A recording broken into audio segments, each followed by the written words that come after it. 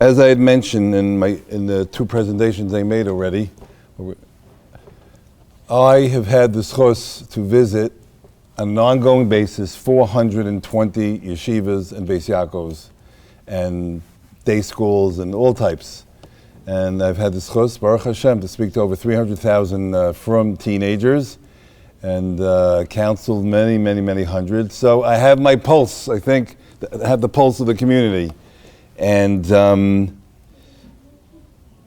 I'll let you in on a very big secret. Our kids have lots and lots of questions. Some of these questions are actually asked. The majority of them are not asked, and they remain inside our kids, our adults, and in many cases it really eats away. It eats away at them. So let me share with you, and this is what I really wish everyone would be here, whoever's coming.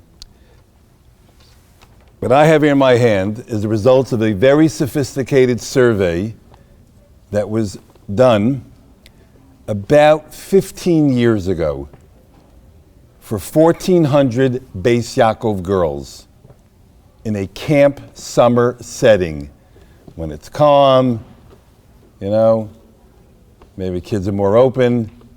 And what they did is they asked 1,400 girls from all the Beis Yaakovs across America and Canada, representing all the different types. I can read to you all the names, but all the Beis Yaakovs.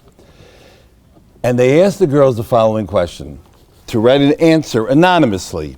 If you could be in a room with a rabbi and ask him any question you want, what would be your 10 questions that you would ask? Okay? So it was anonymous. These were, Beis Yaakov girls, let's say higher grades, 11th and 12th grade.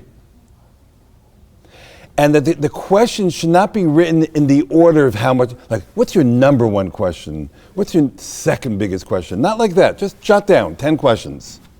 Not in the order of how much it bothers you. Okay, you got it? And I have the results here. This was really done carefully. 15 years ago. I believe the questions, some of them would be different today. You ready? 1,327 of these 1,400 girls included this as one of their 10 questions. What is wrong with talking to boys? So the kasha is on the 73 who didn't write that. So that was the biggest one. 1,327 included that question as the top 10 questions that they would ask a rabbi privately, anonymously. 1,276 of them, what is wrong with listening to non-Jewish music? 3. What's the third? 1,093, how does Bechira work, right? Hashem knew all the foods that I ate today for breakfast because my wife wasn't there. Hashem knew exactly what I'd eat and what bracha I'd make, and that I would make a bracha. So I have to make the bracha. He knew beforehand. So how could I get reward for that? I'm a robot. We're all robots, right? I just went like this with my hand. Like Hashem knew that 3 seconds ago that I was going to do that. Famous question, the Rambam, Hilchos Tshuva, Parakeh. 1,081 said all about tznius. What are the halachas of tznius? What are the chumras, etc. Again, where were the other 300 girls? How could 300 girls not include that as one of their 10 questions they would want to discuss tznius? It's interesting. 956 of these 1,400 said, how do we know that Judaism is true? Right? 3 billion Christians and Muslims. How do we know Yiddishkeit is true? 937, how are we supposed to love Yiddishkeit if we don't feel a connection to Hashem or to davening or to Shabbos? Don't feel connected. I can't tell you how many kids have come over to me in the last 2 days. They don't feel connected. Then, the 7th question was all these weird stuff, like what is Shadim, Gilgulim, Ayin Hara, all these, interesting things. Okay. 903 of them asked, what is the Mashiach all about? What's going to happen when Mashiach comes? Are we going to drive cars? And the answer is, of course. Okay. 872, how does Elu ve'elu work? In other words, Rav Moshe Feinstein says you could use a tea bag and a kli shlishi on Shabbos, and the Chazon Ish says that you are mechal Shabbos, no shidduch for you. Who's right? And then the Morah says they're both right. And then the kids go, huh? And then they say, Elu ve'elu, they're really kim chayim. How does the whole Torah Shabbal Peh thing? What else? Oh, how does tefillah work? I davened a million tefillahs for this person, and they passed away anyway, right? How does tefillah work? That was the 10th question. What's interesting, fascinating is that very insignificant, the number one question of all, suffering. How does Hashem allow suffering? Yeah. I'm surprised that it's not why do bad things happen to good people? Right. That's the question. Interesting. Today, that's the question. Well, technology is the first question that they would all be asking me about, all the things about technology. But it was asked, but it wasn't from the biggies. Those are the top 10. Interesting. No, it would be different today, I believe. Now, over the years, many dozens of principals, rabbeim, rabbis, have made panic phone calls to my office. And they continue to do so on an almost daily basis, asking me to meet with yet another kid who has serious hashkafa questions. And they have questions on emunah and bitachon and tzadik v'ralo and hashkacha pratis and tefillah and bechira, like some of the things that we said here. And it's not only teenagers. Hundreds of Beis Medrash bachrim and seminary girls and adults, married people of all ages, have met with me over the last 30 years to discuss with me their serious questions on Yiddishkeit, which of course can all be effectively answered, except for the suffering one. That could be effective answers. I don't know about answers. It could be effective approaches. Answers? Not really. And we're not talking here about off the derech people and people who are not religious anymore. No, we're talking about us here. So this has been my experience. And answers to these questions are readily available. They're there in the Sfarim of the Ramchal, the Derech Hashem, Rabbi Aryeh Kaplan, Rabbi Avigdor Miller's books, the Steipler's Sfarim. The answers that you go into any Sfarim store, there's so many books out there. I remember, how did I get into all this? It's very interesting. I'm not going to tell you the whole story. But when I was a teenager, someone approached me, a friend of mine, that I don't know if I believe in Hashem anymore. And I was like, are you out of your mind? Like, what are you, crazy? And it was so bothered me. I was 16 years old. I went and I bought 10 Hashkafa books. I read them all backwards and forwards. And then I used to learn with this person, b'chavrusa, an hour every Shabbos before Mincha, and I would show them and prove to them that Torah is true and Hashem exists. And I was really good at it, because today the person is 10 times firmer than me.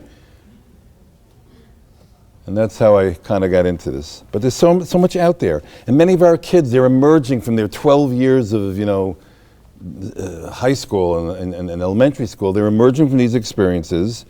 And we're dealing now with the best chinuch system in the history of Klal Yisrael at this point. That's a reality. Yet they leave their experience of their childhood without the compelling reasons for why they're from. And they're unable to effectively and passionately explain to themselves or to others, why do I keep Torah and mitzvahs? And we are talking here about the Aleph Beis of Yiddishkeit. Hashem is perfect and infinite. He has no needs. Why did he create this world? He doesn't get anything out of our tfilos, our kabbanos, our Yom Kippur, Torah. Hashem's perfect. It's the Aleph Beis of Yiddishkeit. Why did he create this world? Why did he give us a Torah? Hashem needs us to tell him Atah Gibar. He has an inferiority complex. Like, basic questions. How do we know the Torah is true? There's 3 billion Christians and Muslims out there who think that we're all going to down there. How are we going to expect our children to love Yiddishkeit and be inspired if they can't, effectively answer the basics? Sitting on an airplane next to some non-from Israeli who says, why are you doing this? To be able to really explain it. And when their questions are answered, This is what I do all day for the last 30 years. And when they're answered, you have no idea what a profound impact this has on them.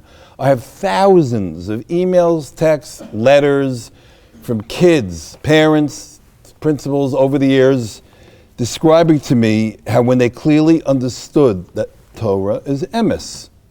It's true. Yes, the inevitable averos, the inevitable nisyonos. Okay, but the Torah is true. We have the emes. What that does for them, it's so powerful. So let's begin. In order to effectively answer kids' questions or anyone's questions, it's crucial. You have to first know, where is the question coming from?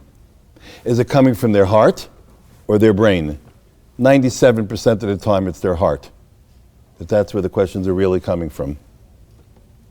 And to know what's causing them to ask these questions.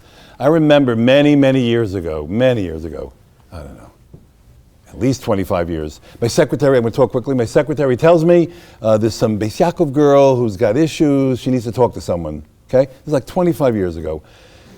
All I know about the girl is that she's a girl. That's what I knew. And that she's 18 and is in 12th grade in the Beis Yaakov, and her brothers learn in Lakewood and Brisk, okay? So I got a kind of picture here. So I said, tell her to call me. So this girl calls me up one night. Hi, how's the weather? Okay. Then I say, this is exactly how it went down. And I know she lives in between Flatbush and Borough Park, that area. So I say, all right, what can I do for you? Here's what the girl says to me. I'm not sure I want to be frum anymore. I said, you're not sure, or you have already turned on a light on Shabbos? Kids do that. They turn on a light and they're waiting for the lightning. Did it happen? Oh. Take a piece of chicken and put cheese on it and stick it in the microwave. Let's see what happens. I asked her, where are you holding? I said, you're not sure? You're already not firm. She goes like this. No. I haven't done any of those things. And then she screams into the phone, yet. And then she starts screaming at me. I got the chills now. Screaming at me. I'm sick and tired of this. I'm going to chuck this whole thing. She kept saying, I'm going to chuck this whole thing. And she's going on and on and on. So when she's all finished, I go, well, why would you not want to be frum anymore? Yiddishkeit is gorgeous. That's what I said to her. Why would you not want to be frum anymore? She said, look, you don't know me, but I'm a very intelligent girl. And I've had serious hashkafa questions my whole life. And the school that I went to, no way could I ask these questions. And if I found a Mora during recess that I could ask these questions to, I was not satisfied with these answers. And therefore, I'm sick and tired of being a hypocrite. I'm sick and tired of this. I'm chucking the whole thing. So I said, what's your name? Chani. So, like I said in my previous speech, you got to add the la. Chanallah. Listen to me. I am going to answer every single question you have. No, I said, I promise you, I'm going to answer every single question you have, and I promise you, you're going to be satisfied. So she goes, okay, good. That's why they told me to call you. I said, okay, go. She goes, what do you mean go? I go, what are your questions? She goes, now on the phone? I go, yeah. What are your questions? And I'll write them down. You come into my office tomorrow, I'll answer your questions. So she started. She had 14 questions. Each question took a few minutes. We had to understand what it was, and I wrote it down. Question 1, all about Hashem. How do you know Hashem exists? Who made him? What does he do all day? Tznius. So the creator of the Swiss Alps, she says to me, cares about 1 inch of yarn over my elbow. Holocaust, suffering, pain. What about the billions of Christians and Muslims? What about the whole science issue, evolution and all that stuff? All her different questions. And we went through each one, and I wrote them all down, 14 questions. Got it? 20 minutes later. I then said into the phone, so these are your main questions. Yes, I have a few more, but these are the main questions. And I said, of course you don't have the answers to these questions. You want to go off the derech and be Mechalel Shabbos and eat, and I said, and eat chametz on Pesach and eat on Yom Kippur. She goes, yeah. I waited a few seconds. I have no idea who this girl is. And I went like this. Chanallah, why do you hate your parents so much? 5 seconds later, I hear sniffling. 10 seconds later, crying. 15 seconds later, uncontrollable sobs. And in between the sobs, they said, when you calm down, call me back. And I hung up. She called me back 2 hours later, and her story was a horror, a real horror. Her parents were not bad people, they were mentally ill. They were very sick people. There was serious abuse going on in this home. Together with my friends, we removed her, and the whole story here. We removed her in the middle of the night. We removed her and one other sibling from the home. We have apartments that we have around Brooklyn where we have to hide people. That's a long story. And we got her an apartment. I raised $15,000 from my friends within a few days to pay for her very, very serious therapy with a highly respected professional, and got her a job and took care of her life. Okay. 3 months later, I came back to her when things were settled down. I said, Chanel, you remember you called me, you wanted to go off the derech because of your hashkafa questions? She goes, oh, right, yeah, oh, yeah. I go, okay, now you're ready. Now let me answer your questions now. Here, listen to this year, come to this speech I'm giving, read this book. And over 2 weeks, I answered all of her questions. What's the point of the story? Her problem was not her hashkafa questions. Although they need to be answered, that's part of the process of her healing, they need to be answered. That wasn't her problem. Her problem was pain, suffering, anger, anguish, resentment. That was the problem. You got to know where the question's coming from, and therefore you have to talk to the heart. Sometimes all they need is some Cholent, Vodka, and Shlomo Kabel songs. And then the hashkafa questions don't bother them so much. Sometimes. Listen to this one. Again, you got to know where these questions are coming from. You know, I lead an interesting life. Listen to this. This is, 15 years ago. I pick up the phone in my office. I go like this. Hello? And on the other line, and the person on the other side goes, you got 5 minutes to prove it. That's how it started, you hear? I go, hello? You got 5 minutes to prove it. So I'm thinking inside, here we go. I go, prove what? He goes, Torah. He didn't say Torah, Torah. I go, Can I ask you a question? Would you call up Albert Einstein and say, hey Albert, listen, that theory of relativity equals MC squared. Listen, you got 5 minutes to explain to me. I said, where's your intellectual honesty? He says to me, you now have 4 minutes. Now, you have to know how to do. He needs to be put in his place. I said, listen here, buddy. All I need is 1 minute. So now we have 3 minutes to play with. I'm not so sure I want to give you my 1 minute. I'm a busy guy. I don't know. I'm not so sure. So I'll make a deal with you. You keep to the deal, I'll give you my 1 minute and show you how it's all true. I want you to promise me that if I'm successful and I show you that there's an Eibishter, HaKadosh Baruch Hu exists and the Torah is true, and I'm successful, I asked him, by the way, are you from? No. You keep Shabbos? No. Do you eat on Yom Kippur? Yes. I said, I want you to promise me, I'll give you the minute, that if I'm successful and I prove to you that it's all emes, that you will not change anything, you will continue to be not from. He goes, what? I said, I want you to promise me that if I prove everything to you, you will not do tshuva, you will continue to eat on Yom Kippur. He started, he's like, what are you talking about? I said it again. Do I have that promise from you? You will not change. He said, Rabbi, obviously if you prove it to me, I got to start, what do you say, put on tefillin. I said, that's right. If I'm successful, you're going to have to change your whole life. And you don't want that. And therefore, no matter what I say to you, Hashem himself could appear to you, you ain't changing your life. There's a price tag if I'm successful. You hear what I'm saying? He hung the phone up, hung up on me. So some people would be, oh, did I do a mistake? It's diris, I may have messed everything up here. Oh, you give up. No. Because I'm not going to be wasting my time with him. And he called me back 3 months later. And oh, did he not like his tati. Oy gewalt. That was the problem. The humongous hole in his heart, his hatred for anything that had hairs on the face, The hatred. what he went through, Nebuch. Prove it, not prove it. He needed Cholent, Vodka, and Shlomo Kabel songs. He needed some little TLC. He needed to be shown that his questions, you ready? Do you really want to hear Emes? Let's sit down and talk. Right? You got to know where the question's coming from. You have to disarm. I have to disarm his intellectual arrogance. You hear? One more story. I was asked to speak in a school for Russian boys. School for Russian, this is a long time ago, right? All these boys, the parents came over from Russia, they're all atheists, they knew nothing about Yiddishkeit, but they sent their kids to yeshiva because they didn't want them to be in the public school. You know what's going on in the public, no, you don't know what's going on, but what's going on in the public school. So I am brought into this room with 100, boy Russians, 11th and 12th grade boys. They'd rather be at a dentist getting a root canal than listening to me tell them Torah. So how do we get them? You got to get them in the first few minutes. So if you were there yesterday when I spoke about the Hollywood stars, I started telling them about the Hollywood stars, and that's it, I had them. I spoke for 2.5 hours. Baruch Hashem, blew them away, Torah's Emes.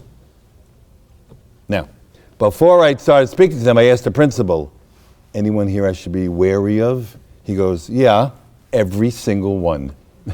I go, okay, shkoyach, is there anyone in particular, is there anyone that I should really look out for? So the principal has this look in his eyes, oh yeah, one guy. His name is Michael, 12th grader, 6'4", 240 pounds. He's an apikoros, the principal tells me, and he's an Eloi. He's a genius, and he's an atheist. And the principal tells me, you know what this boy does? He eats on Yom Kippur. He then writes down on a piece of paper what I ate on Yom Kippur. Blintzes, fries, He makes 100 copies, comes to the yeshiva the next day, and every boy walking into the base medrash with his tefillin, he hands each boy a paper, what I ate on Yom Kippur. Principal says, watch out for that guy. I'm like, how do you keep this boy in yeshiva? Like, what is going on here? He says, Rabbi, we can't send him out. He'll go to public school and he'll marry, Christina.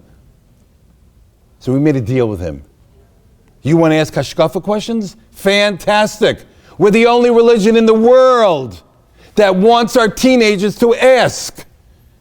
If I give a shir and a bacher slugs me up, shows that I don't know what I'm talking about, will you marry my daughter, please?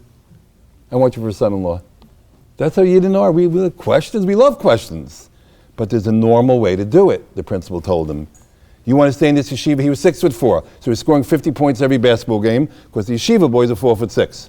So he knew. He wants to stay in the yeshiva, this boy. So they made a deal with him. You have questions? No problem, but you got to do it normally. Ask your rabbeim during recess, during lunch, Motzei Shabbos, whatever it is. The principal says, when I told the boys that mechanic is coming, this guy came banging on my door. Now could I finally get up in front of the whole school and say what I have to say against Hashem and the Torah? So the principal puts his arm around my shoulder and he says, so we have unleashed him. You hear? So I come in, I had them in the palm of my hands within a few minutes. Awesome. For 2.5 hours, the apikoros sat in the back, did not say a word to me. So I finished, I figured, I'm not bad. Not bad, ganz gut. As I'm about to leave the room, I see him walking towards me with 3 of his buddies. Their muscles had muscles, right? And World War III is about to happen. All the Bachrim and the Rabbeim who were leaving, they chapped that World War III is going to happen. They all came running back in, surrounded us. You hear the whole thing? And Kriyas Yamsuf, there's Mike. Bottom line is a whole long story. I'll shorten it. He says to me, Rabbi, every word you said, no, what did he say? I listened to every word you said and you're a liar. 17-year-old kid to the rabbi in front of 150 kids. You're a liar because there is no God, the Torah is not true, and he either said shame on you or you should be ashamed of yourself for teaching this nonsense. He used other flowery words. So I looked at him, I go, wow, you don't believe in Hashem? He goes, no. I said, so where did the first thing come from? The first thing. Go all the way back. Thousands of years. Just go all the way back. Evolution, not evolution, couldn't care less. Go all the way back to the first physical thing in this world. Who made that? He goes, nobody. I go, so you're saying the world's been here forever? Yeah. I could have tishmettered him by showing him how all the scientists today, and they're all atheists, They all will tell you there was a beginning, the Big Bang. Do you all chop that the Big Bang is very good for the Jews? It means they believe in the first word of the Torah, Bereshis. Let them spend some time with me. We'll get them to the next few words, Bara Elokim. We'll get to that. But Bereshis, time, space, matter, energy, it all started. There was a beginning. I could have showed him that, but I wanted to do what I wanted to do. I kicked everybody. I said to me, you want to have a debate about this? Do I want to have a debate? I've been looking for a guy like you for years. You bet I want to have a debate. Bottom line is I pulled him into a room. I sat him down. I said, okay, we're going to have a debate. I cleared my calendar. And I said, you believe in Hashem? No. You believe in the Torah? No. You believe in anything? No, I don't believe in anything. I'm here to play ball. What did he say to me? It was great. I'm here to play ball, get a diploma, make a lot of money, buy stuff, and then die. That's what he said to me. Character. So I said, okay, we're going to have a debate. But before we start, I want to ask you something. So you don't believe in anything. You're here in yeshiva, and you've said, all the boys know, you don't believe in anything. I'm just curious. Did you ever read any of Aristotle's books? Greatest non-Jewish philosopher of all time. The Rambam mentions him in his firm. Aristotle. You ever read anything from Aristotle? He goes, no. I go, you never read anything from Aristotle? He's like, no. I go, wait. Plato? Socrates? No. Oh, maybe you're just into the Jewish philosophers. Let's try them. There's a man named the Rambam. He wrote a sefer called the Moreh Nevuchim. It's 1,000 pages long, proving everything that you're denying. I'm just curious. Did you ever read anything from the Rambam? No. You ever read the sefer, the Chayvus Halevavos, the first 40 pages? It's called the Shar HaYichud, the first cause proof of Hashem's existence. It's brilliant. You ever read that? It's in English. You ever read that? No. You ever read the Kuzari, a Rishon, who wrote a sefer hundreds of pages long proving Hashem wrote a Torah? You ever read that? No. You ever read Camus, Nietzsche, Spinoza, David Hume, Heschel, some other words I came up with? He never read anything. This is what I did to him. I would never do this to a girl or a skinny 9th grade boy. You gotta know when to do this. I picked myself up. I put my arm around his shoulder. And I said, Michael, you're making such a mistake. You are not an atheist. You're an idiot. And when he finished laughing, I added, and a jerk. Now, you got to know when to do that. Some kids they'll need therapy for 50 years from that, you know. He could handle it. And he understood my point. What's my point? You don't know enough to be an apikoros. You know nothing. You never read anything. I said, you should have said to me, I hate davening. Hate it. Boring. That's an intelligent statement. Go to the Breslover Minyan, Vasikin, by the Kaisel. Ooh, will you who like davening? But you're allowed to say it. No, I don't like davening. I hate my rabbeim. You're allowed to say that. I mean, that's an intelligent statement. You hate your rabbeim. Have a relationship with me. I promise you'll like rabbeim. Say, I hate Shabbos. That's what you should have said to me. I'm bored. That's an intelligent statement. You come to me for Shabbos, like he did for 6 months, except twice when there was a snowstorm. And today he's plowing through Shas, married, lots of kinderlach, and loves Hashem. You see what my chalent does to someone spiritually and physically. My wife's chalent. The point is, all he's doing is vibrating his vocal cords. I could also do that. Watch this. I'm a bird. I said it. He said, I'm an atheist. You don't know anything. Do your research. Now, once in a while you meet someone who did read all the books, did read everything, and he went to Esha Torah in Eretz Yisrael in the yeshiva, and he still doesn't believe. I say to him, I respect you. You're wrong, and when I meet you in the next world, you're going to be a little bit embarrassed. But at least he tried. But 97% of people with PhDs and who knows what, I don't believe in this and I don't believe in that. I don't believe in Hashem because of the Holocaust. It's interesting. I'm just curious. Did you go over to the 20,000 Bubbies and Zadis in Borough Park who have numbers in their arm, and they went through Auschwitz, and the wives are saying Tehillim all day, the husbands are plowing through Shas, and they love Hashem. Yes, there are others who went off, but did you do your research? Did you say, hi, I'm a 17-year-old boy with pizza, shooting hoops, and I don't believe in Hashem because of the Holocaust, but I see you went through it, and you do believe in Hashem. Could you explain how does that work? Did you do your research? I think tznius is so stupid. Oh, that's so interesting. You read all of Gila Manelson's books. You spoke to the hundreds of millions of frum women over the last few thousand years who thought it was the most liberating, beautiful thing in the world. I'm just curious, did you do your research? And again, when I talk to him, it's not this arrogantly and condescendingly. It's a little nicer, right? Point is, you got to know where the questions are coming from. Okay, now let's go through some of the questions. You want to do that? Yeah, why not? What time is it? Okay. What's wrong with talking to boys? Nothing. Wrong? What's wrong with touching a hot stove? Nothing wrong, it's dangerous. You could go to the gas station and the guy comes over. Sure. Fill or high test or low test? I don't speak to boys. You go buy some milk for your mother, and you got with the guy at the counter. Could you put the change over there? I don't speak to boys. No, it's ridiculous. I'm speaking to you, right? But girls are smart. You got to reframe the question because deep down they know wrong. Nothing wrong. It's dangerous. Every relationship begins with a conversation, I tell the young ladies who ask me this question. Every relationship begins, you have to have that conversation. And it's not a moral issue, it is a safety issue. And then you reframe the question. So I'll say to them, so what you're meaning to ask me is, how come all the adults in my life, I wrote it down here, how come all the adults in my life who care about me and love me constantly warn me not to have unnecessary conversation with people who have no interest except, to use me? Oh, is that your question? Oh, okay. That's it. What's wrong with it? Nothing wrong. It's dangerous. Make that answer, you got to reframe it. What's wrong? Second question. What's wrong with listening to non-Jewish music? Nothing's wrong. Beethoven? Nothing wrong. Wrong? It's not a morality issue. It's more it's the problem is the message. The message that the vast majority of this music is conveying. How does it make you feel inside? Is it productive?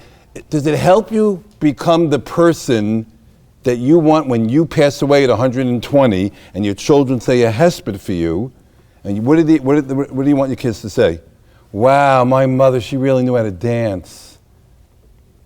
To this guy.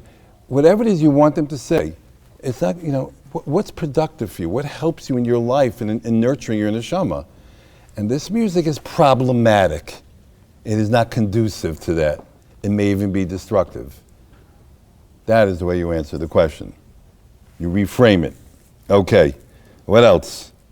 I'm giving you, every one of these questions really requires 45 minutes. But we only have 15 minutes, so we're doing quick soundbite answers, okay? The Bechira question, famous question. It's interesting how this bothers girls much, much more than it bothers boys. That's the reality. Certain questions, all the questions on Torah Shabbal Peh and the oral bothers girls. Girls have 5 of them. Boys, doesn't bother them at all. Interesting, we'll get to it. The Bechira question. If Hashem knows at 3 o'clock that I am going to take an apple at 3:05, pick up the apple, make a Bar Priya Eitz and eat it, how could I have Bechira? I have to pick up the apple and make a bracha on it. Hashem knew at 3 o'clock, at 3:05 that I'm going to do that. Right? You got the question? The Rambam asked this question. I told you already, Hilchos Tshuva. You want to see a beautiful answer, you go to Mishnayos, Pirkei Avos, Perek Gimel, Mishnah Tesvav. Kol Tzafoy v'harishus nesuna. Hashem sees everything, but you have Bechira. But look at the Mefarshim there. It's so easy to understand. The Tosfos Yantav, it's beautiful. Here's the quick soundbite answer to that question. If Hashem knows what I'm going to do at 3 o'clock, how do I have Bechira at 3:05? The answer is Hashem knows. The question doesn't begin. It's like you're playing baseball and they ask you if you scored a touchdown. For those of you who understand Hilchos sports. It doesn't apply. The question only can apply and make sense in the world of time, where there's a 3 o'clock and a 3:05.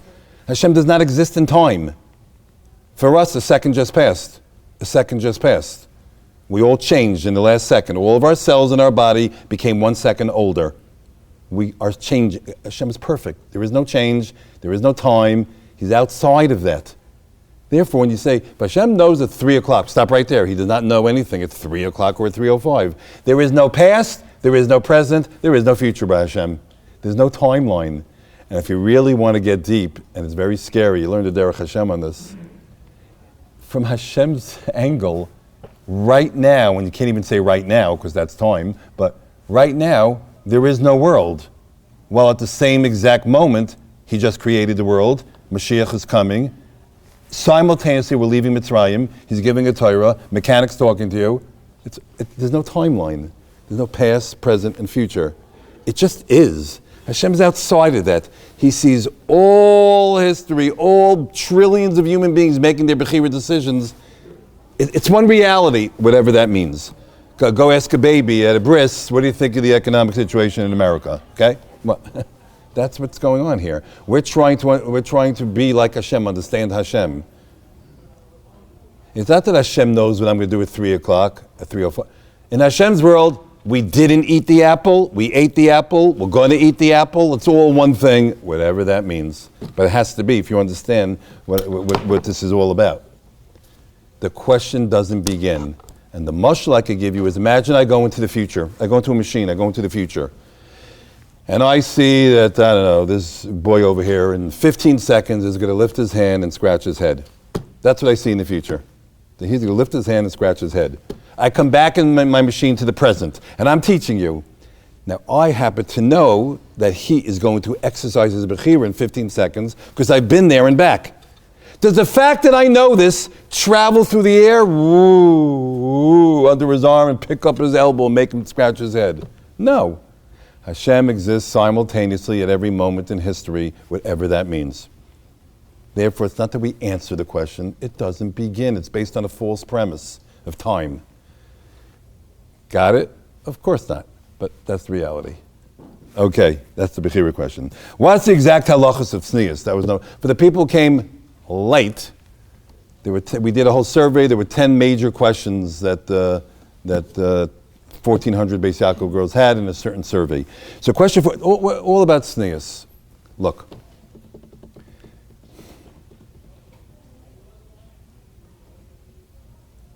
I will just quote to you what one of the biggest poskim in the world, everyone in this room knows his name, one of the biggest poskim in the world said to me years ago. I'm quoting. One of the biggest, gosh, I can't read my handwriting.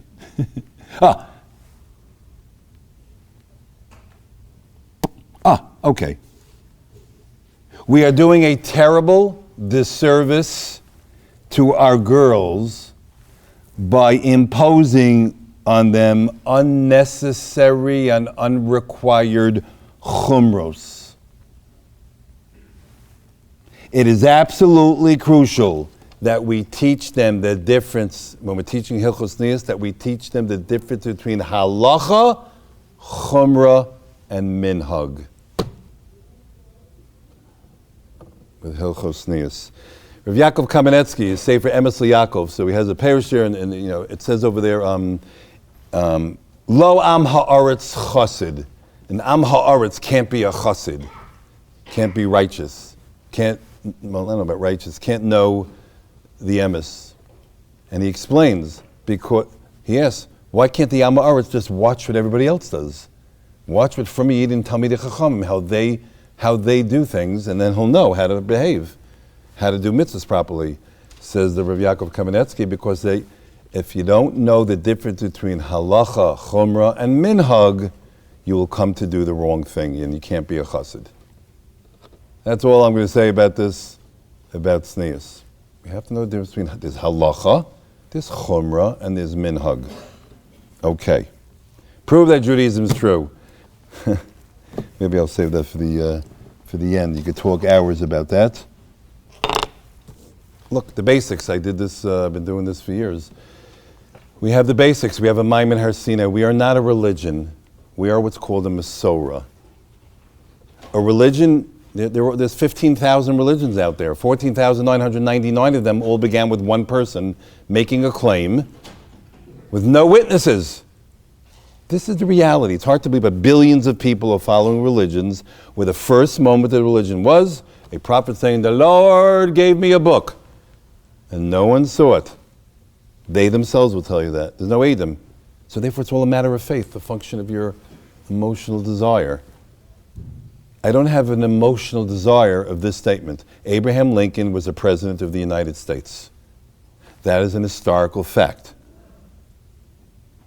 If I had a gun to my head and I had to bet my life, my wife, my children, even my bubby, was there a man named George Washington who was the President of the United States? Lahavdi Elef Avdals. Was there a man named the Vilna Gaon? Was there a man named the Baal Shem Tov? This is not something that, yeah, I mamish have a muda pshuta, I mamish believe that. No. Historical fact. What do you mean? I never saw the, I never saw Rabbi Akiva Eiger. I never saw the Vilna Gaon. There were no pictures, there's no videos. I know 100%. I also know that there was a Super Bowl a few weeks ago. I didn't speak to a single person who was there. I did not see anything. I did not hear anything. Nothing. Saw it in the newspaper. I would bet my life, my children, my wife, Klal Yisrael, every human being that I know, 100% sure there was a Super Bowl. How do I know? Because it's all about Adam. You take a look at the Sefer HaChinuch, right? The Minchas Chinuch. Look at the Hagdama. He writes it beautifully. It's all about Adam. You know how I know there was a Vilna Gaon? Because hundreds and hundreds of thousands of Jews over many years passed through Vilna and saw him. Came home to the Kinderlach and told them at the Shabbos table. And they told their kids, and that's how we know. That's how we know there was there was a civil war in America. How do you know there's a civil war? Maybe it's all made up and all the pictures and everything, it's all made up. Of course, millions of people experienced it and told their children, they told their children, it was passed down. It's all about Adam. And we have 3 million Adam. Everybody else is 1. And this is what we have to tell our children. And like I told, I don't know if you heard me, those who didn't hear me speak, it's all about the Pesach Seder. That's how it was passed down. How many Pesach Sederim separate us and the first one at Yetzias Mitzrayim? 40. Don't forget that. Not 3,334 or 35. 40. Every Pesach Seder has 80, 90 years there. Grandparents, kids, it's generations. So there's about 40 of them since Har Sinai. What's 40? It's garnished. The truth of the Torah. So we pass this on to our kids. What else did they ask? Let's see. I don't feel a connection to Hashem. I was asked last night, 3 girls. Okay. I don't feel a connection. I said, could you please tell me, what is it that you're going to feel that you could say, wow, now I have a connection? What is it you're looking for? Define it. I don't have a connection to Hashem. Okay, tell me, did you ever have a connection? Yeah, there was years ago I felt it, but then this girl in my class's mother died and we had davened so much and now I don't feel a connection. So this connection that you felt before that happened, what was it? I don't know. It's like what Noach Weinberg would say. People would come to the Kaisel. I didn't feel anything. So you'd say, well, if I told you that when you go down there, you're going to feel a bafuf stick. What's a bafuf stick? You have to define it. What does it mean to feel? I like to tell this story. When kids ask me this question. I'm not feeling it. When I was 17 years old, this is September 1976. Erev Yom Kippur. It's a long story, but I was in a taxi together with the Gadol Hadar, Rav Shlomo Zalman Auerbach Zatzal, my Rosh Shiva. I was 17, somehow I'm a character. I got in 3 hours before Yom Kippur. Rav Shlomo Zalman Auerbach decided to go to the Kaisel. Well, everybody's at home having the Suda Mavsekis. There's a mechanic with his, gray hat at that time, 50 years ago, with the Gadol Hadar and his grandson and the taxi driver. We get to the Kaisel, all the police, they see that the Zalman's there. They open up the gates, and we drive all the way down to the Kaisel. There was 2 or 3 people around, 3 hours before Yom Kippur. Rav Shlomo Zalman Auerbach gets out of the car. I'm going to shorten the story. He must have been about 75 years old then. Rav Shlomo Zalman Auerbach, okay? He was a Yerushalmi, he wore Streimel, his kittel, his kapata. He comes to the Kaisel. We all stand behind him. And about 15 feet from the Kaisel, he pulls out a siddur that must have been 800 years old. He opens it up. And I was standing on the side, I'm the 17-year-old kid. I did zero davening, zero tehillim. I was just watching the Gadol Adar. And his whole face, I got the chills out. It was like an angel, a malach, who was mama shaking and davening, and the tears started. And he's davening Erev Yom Kippur, about 15 feet from the Kaisel.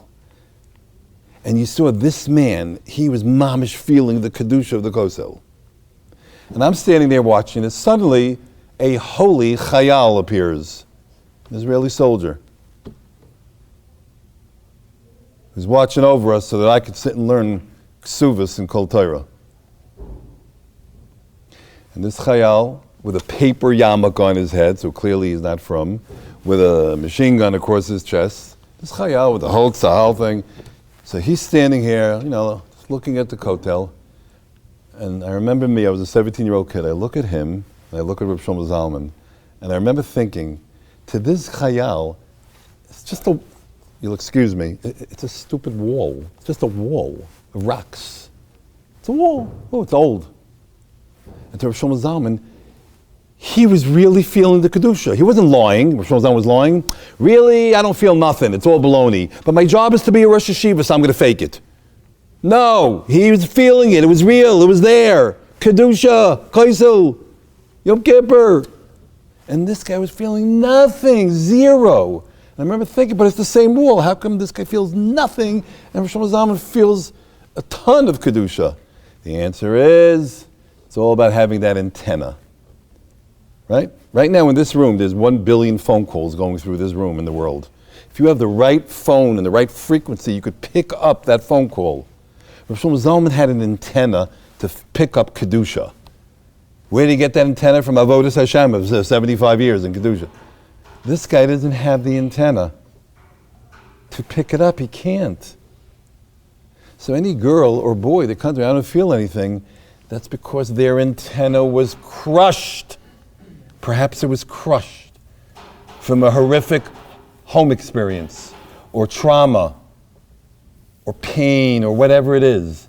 Some of them, their antenna is it's not crushed, it's broken. So when do you get the antenna? Many boys and girls, 10th, 11th, 12th grade, they start to get that antenna to feel Yiddishkeit and Shabbos is gewaldig. Many of them, especially the girls, that year in seminary, they get it. They get the antenna to pick up, Kedusha and davening and Hashem. And many of them, for girls at least, you're sitting at a table, you're married for 3 years with a man who really treats you well, with a beautiful kid, not as beautiful as mine, and you look around, wow, this is gewaldig. It's all about the antenna, the clay kibble. That's pretty much how I approach a kid. I say, I don't feel it. What is it you want to feel? And maybe you're not feeling it because it's not a problem with Yiddishkeit. I feel it. I'm not lying. Okay. What else? We go on. What do we do with the... and also in tefillah. Rov Klal Yisrael, I believe, has a very, very wrong understanding of tefillah. They think tefillah is, davening is, you come to Hashem with a list of things you want, you ask Him, and He either gives it to you or He doesn't give it to you. No. Hashem knows before you daven what you're going to ask for. He knows what you need, what you don't need. Right? Davening is not you informing Hashem what you want and what you need. And no. Hashem will give you what you need or what you don't need. Do you want to know what davening is? A husband and wife, how do they bond? Well, he gives her nice cards and flowers, and there's ways that human beings bond with certain actions. How do we bond with Hashem? You ready? How Hashem made our neshamas? It's so interesting.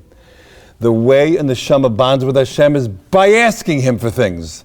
The very act of asking, hi, could you please give me this? That is what bonds you. By saying, Ato Gibor, you are great. Hashem doesn't need that. We bond with Him by saying, you are so great, Ato Gibor, and saying nishmas and this and that. How does a neshama bond with Hashem? By asking for things and telling Hashem how great He is. That is what tefillah is really all about. oh, this person has Nebuchadnezzar Machla and you want them not to have it, Hashem knows, whether they're going to, what should be and what should not be. But davening is not a laundry list of what you want. Okay. Elu ve'elu, listen to this. So Rav Moshe Feinstein Paskins, we all know, keeping Shabbos, one of the malachos is bishul, cooking. So you're allowed to use a tea bag. In a kli rishon, what are you talking about? It's cooking, bishul. Being machal Shabbos. What about a kli sheni? Also, machlokas, the Yeraisa, the Rabbanim. Okay, watch this. What about a kli shlishi? It's like 700 svarim on it. So Rav Moshe Feinstein Paskins, putting a tea bag in a kli shlishi is not bishul. Kli shlishi eino mavashel. Finished. The Chazon Ish holds, it looks like tea, tastes like tea, smells like tea, it's tea. So they have a difference of opinion. I'm not going to get into the whole lumdus of this. They have a difference of opinion. So one says mutter, one says usser. So the girls and the boys, they asked the Rebbeim, who's right? They're both right. How could they both be right? Very easy. You ready? What is the square root of 4? 2 and minus 2.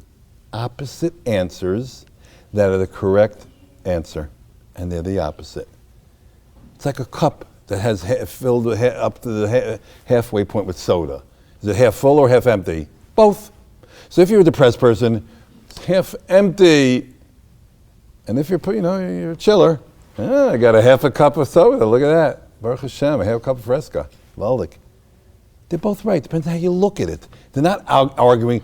Two people in the room. One says the lights are on. The other person says the lights are off. You cannot both be right. That is an impossibility. But by Rav Moshe and the Chazon Ish arguing over a tea bag and a kli shlishi, it's not lights on, lights off. It's how you look at it. Rav Moshe looks at kli shlishi and a mavashel. The Chazon Ish says, yeah, but it depends.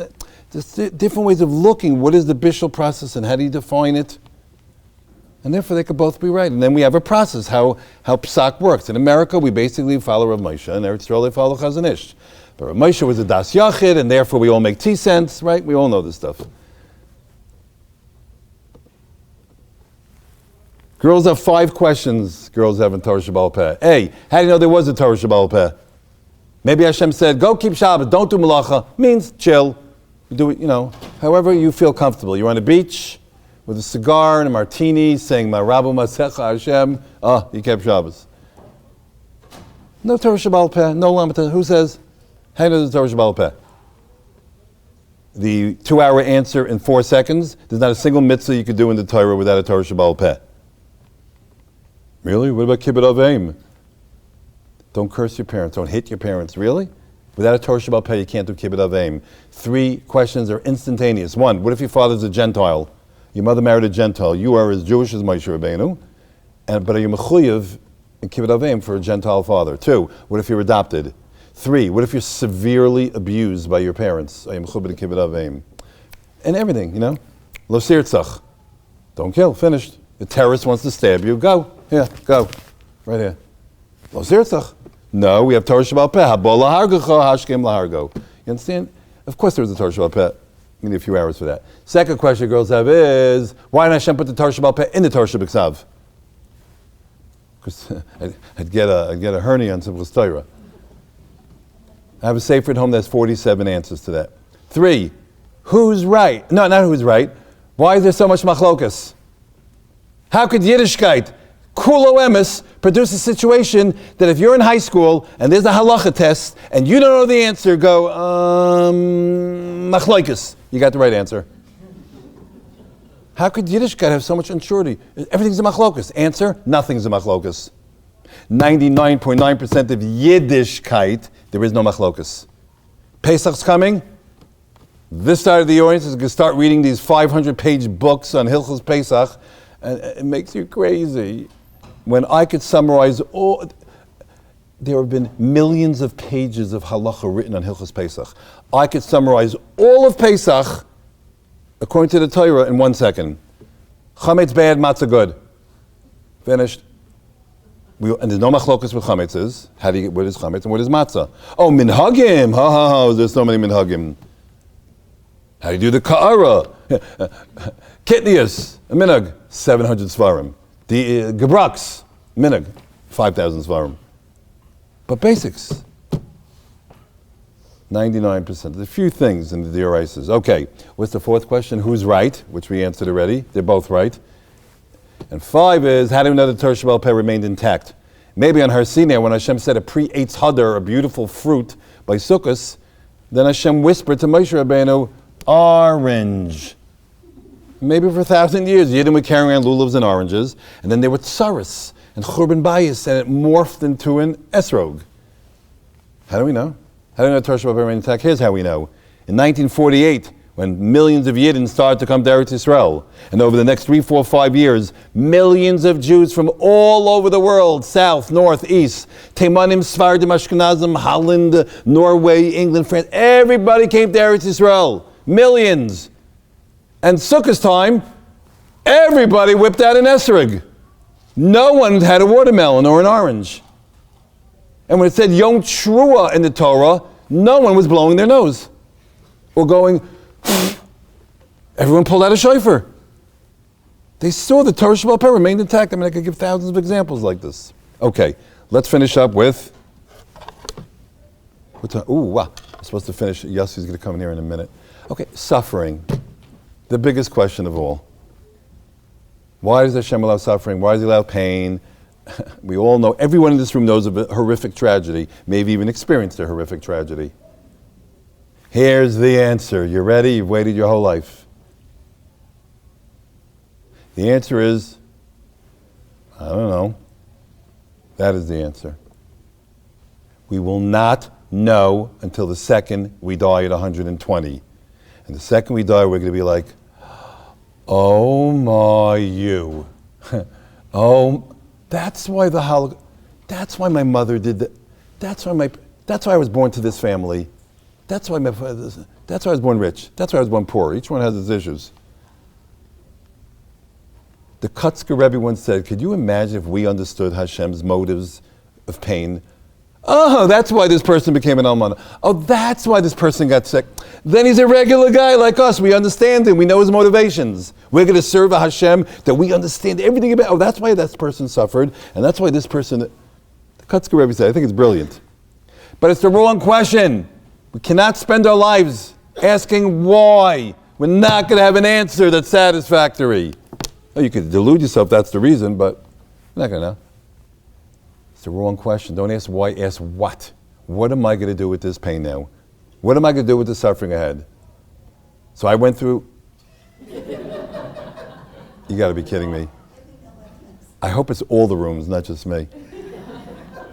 You got to ask what. You know, by the Goyim, there's an organization called NAD, Mothers Against Drunk Driving. These were 2 non-Jewish women whose children were killed by drunk drivers. So instead of, can you imagine losing a child? So instead of crying their whole life, they have saved hundreds of thousands of kids. This whole thing that all of our sons coming up Purim, everyone knows the designated driver, right? One guy who doesn't drink, the Rahmanis case, who doesn't drink. I remember my son was going crazy the one year that he had to be the designated. Where does that come from? From these non-Jewish women. The whole thing, Mothers Against, the whole concept of designated driver, and the millions of videos that have been seen and shown, and all, they got together and said, what am I going to do with this? So there are people out there that have suffered horrific tragedies. And you know what they do instead of saying, why? Okay, what am I going to do with this? You know what? My husband passed away young. I will be there for all the women who have children, who their husband passed away young, and they could come to me, and I could show them how I got out of it, and how I came to love Hashem more. Or the girl who was brought up in a home with her parents, they're like just impossible. They have no idea how to be parents, and they're so damaged, the kids. So I tell them, you will go, you'll be healthy now, you'll go get married, you'll go have children, and then I'm going to send to you lots and lots of kids who grew up in homes that were dysfunctional, and you will show them how, despite that, here's how you can grow, and here's how you can be have a successful life. And that's what has to be with suffering and pain and all this. We're not going to have an answer, but you could either let it, put you deeper and deeper into quicksand, or you're going to figure out a way to get out of it and use that to help other people. So I'm concluding. basically, our kids have lots of questions. We have to do what we can. And our kids have to know with absolute conviction. We have the emes. We have a Torah emes. Ashreinu matov chalkeinu. Baruch Hashem, we're from. And then we daven for them. And we can be assured our kids will remain on the derech hayashar. Thank you. Have a good day.